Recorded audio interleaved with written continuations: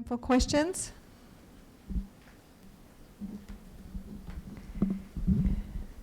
I'm glad to see that you are optimistic because the experience we had is at each time there were limitations and strong difficulties with the data, or either information was missing, or the countries in Africa, they don't want to let you completely access to some of the data because it's sensitive, like meningitis. We had a experiment on, there was a study on meningitis, and the countries don't want, it's too sensitive to let this information, so you have the aggregated information from the WHO, but you don't have as much information. But these are not the countries, these are some islands of quality health data, and they are federated under the in-depth network, but each site is funded either by, I think, ERD funds even some, the CDC, the Wellcome Trust has 3, Swedish CEDA, Canadian CEDA. So each site has a funding organization, so these are not ministry data, although these are often linked to the ministry, and they have sharing policies, very transparent. Okay.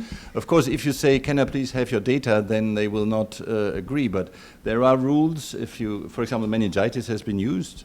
In Burkina there is meningitis epidemics. So I wouldn't give up if it's really the in-depth network where you have knocked at the door. Maybe you talk to me because no, it's that shouldn't be a problem. Questions? It was completely clear.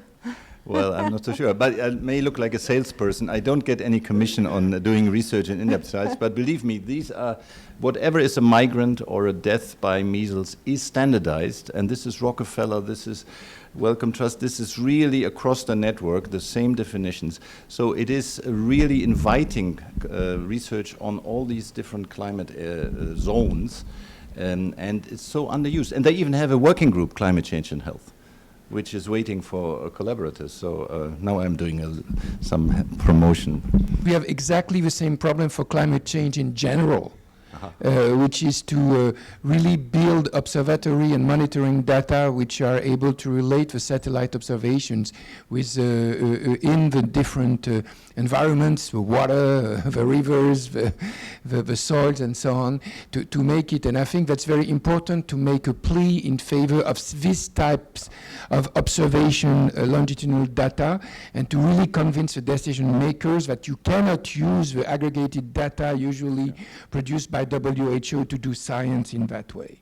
It's they have the illusion that we could do that with those types of data, and it's not. I don't say it's this aggregate WHO type data may be useful for a number of things, but not to do science like this. Couldn't agree more. So that's very important to convey this message, because they may have the impression that it's already done.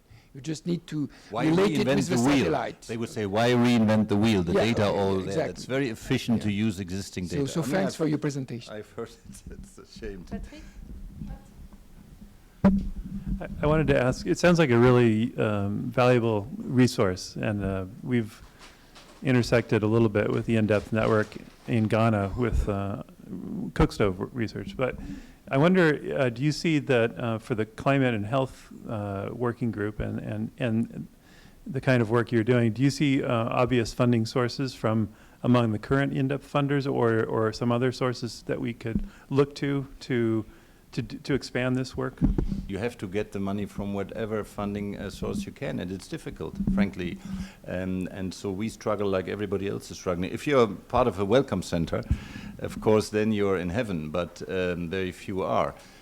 So there's no holy grail, there's no secret where to get these funds. And maybe that's another suggestion, that we should look for dedicated pots of money for this type of research. Maybe we should think about this. Yes, sir. I mean, EU funded project called the DACIWA that is trying to study climate, air pollution taken by airplane and satellite, and health in 2 countries, mainly Benin and... you are doing this? Yeah, not many people from CNRS, etc. So you can fund such a study. we can talk a little. Wonderful. Yes, this is just one comment about Kolkata and MATLAB in Bangladesh observatories. So what I know is that the National Science Foundation in the US in the 80s and 90s has put a lot of fundings onto these observatories. So making that today they are producing a lot of new findings and new results. Right. And they've published this. I mean, hepatitis B, breastfeeding, oral rehydration. If you look at all these interventions which we read in the textbooks which come out of these sites, they could do better marketing, I think, of their network.